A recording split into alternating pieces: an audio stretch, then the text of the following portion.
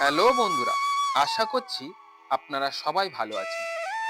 আজ আমি আপনাদেরকে নিয়ে যাব পশ্চিমবঙ্গ তথা নদিয়ার বিখ্যাত বহুল প্রচলিত পবিত্র স্থান মায়াপুরে।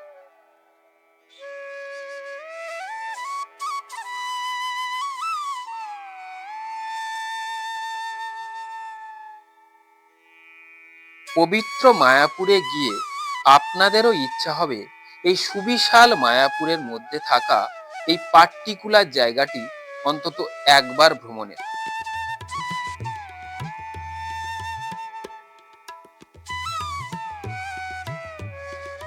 এই সেই পবিত্র স্থান যেখানে 108টি পবিত্র পাথর রয়েছে। কথিত আছে এই 108টি পবিত্র পাথরের প্রতিটিতে দাঁড়িয়ে আপনারা যদি দিনে অন্তত একবার কৃষ্ণ নাম জপ করেন, তাহলে আপনি সারাদিন পরম শান্তি লাভ করবেন।